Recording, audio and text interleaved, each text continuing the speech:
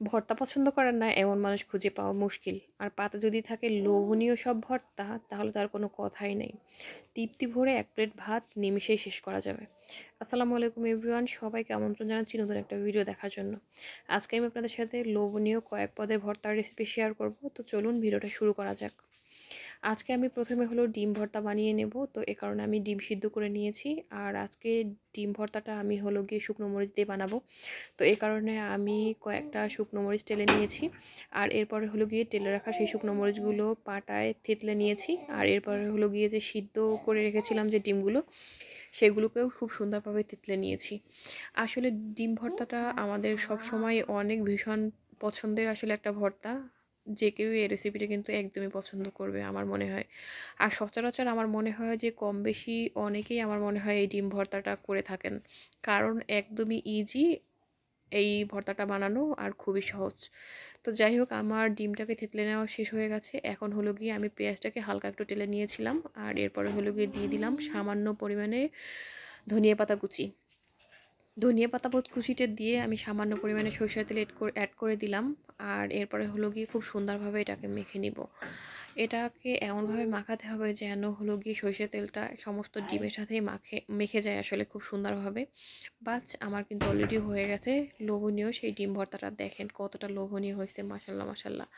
শুধুমাত্র এই একটা ভর্তা দিয়েই কিন্তু আমার মনে হয় এক প্লেট ভাত নিমিষেই শেষ করা যাবে। আদার্স ভর্তার কথা না হয় বাদই দিলাম। তো যাই হোক, আমার কিন্তু অলরেডি ডিম ভর্তাটা হয়ে গেছে। এখন হলো গিয়ে আমি আর একটা ভর্তা বানাবো, তো এই কারণে হলো গিয়ে আমি আবার হলো গিয়ে শুকনো মরিচ তেতলে নিয়েছি। আর এখন হলো গিয়ে আমি বেগুন ভাজি করে নিয়েছি, বেগুন ভর্তা বানাবো। তো এই কারণে হলো গিয়ে বেগুনটাকে খুব সুন্দরভাবে ভেজে নিয়েছি। আর হলো গিয়ে সামান্য পরিমাণে হলো গিয়ে পেঁয়াজ ব্রেস্তা বানিয়ে নিয়েছি, মানে পেঁয়াজটাকে একটু আমি হালকা ভেজেছি। তো এটাকে নিয়েও আমি খুব সুন্দরভাবে থেতলে নিব।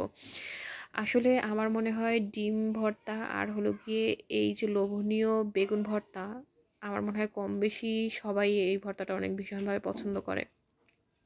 আর বেগুন ভর্তা হলে তো কোনো কথাই নেই, গরম গরম ভাতের সাথে বেগুন ভর্তা একদম পারফেক্ট কম্বিনেশন আমার মনে হয়, ঠিক আছে। তো যাই হোক, আমার এই পর্যায়ে বেগুনটাকেও খুব সুন্দরভাবে ভর্তা বানিয়ে নেওয়া হয়ে গেছে। বাস, এখন হলো গিয়ে আদার্স যে ভর্তাটা আমি বানাবো সেটার পালা। আমি আজকে হলো গিয়ে মসুর ডালের কাঁচা ভর্তাটা বানাবো, তো এ কারণে হলো গিয়ে আমি শুকনো মরিচ আর হলো গিয়ে রসুন খুব সুন্দরভাবে বেটে নিয়েছি। আর এখন হলো গিয়ে সিদ্ধ করে রাখা যে মসুর ডালটা আছে সেটাকেও খুব সুন্দরভাবে হাত দিয়ে থেতলে নিব। আজকে আমি একদমই কোনোটাই পাটায় পিষবো না, তো এই কারণে আসলে আমি থেতলে নিব, মানে হলো গিয়ে হাত দিয়ে মেখে নিব। তো এই যে দেখেন, আমার কিন্তু অলরেডি এই যে কাঁচা ভর্তাটাও বানানো হয়ে গেছে, মানে হলো কি মসুর ডালের কাঁচা ভর্তা। দেখেন অল্প সময়ের মধ্যে কিন্তু আমার লোভনীয় তিনটা পদের কিন্তু ভর্তা বানানো হয়ে গেছে। অবশ্যই এছাড়াও আমি আরও একটা ভর্তা বানিয়েছি, সেটা হলো গিয়ে আলু ভর্তা। এটাকে আমি অবশ্য সামান্য ফোড়ন দিয়ে তারপর হলো গিয়ে আলু ভর্তাটা বানিয়ে নিয়েছি। কালো জিরার ফোড়ন, আলাদা একটু টেস্ট আসে, তো এই কারণে আমার মনে হয় কম বেশি কিন্তু এভাবে ভর্তা এমন কেউ নাই যে পছন্দ করেন না। আমাদের বাসার সবাই তো আমরা ভীষণভাবে পছন্দ করি এই লোভনীয় অনেক পদের ভর্তা। গরম গরম ভাতের সাথে কিন্তু একদম জম্পেশ একটা খাবার। তো যাই হোক, সবাইকে অসংখ্য ধন্যবাদ জানাচ্ছি ভিডিওটা দেখার জন্য। যদি ভালো লেগে থাকে তাহলে সবাই আমার পেজের পাশে থাকবেন। ভালো থাকবেন সবাই, আল্লাহ হাফেজ।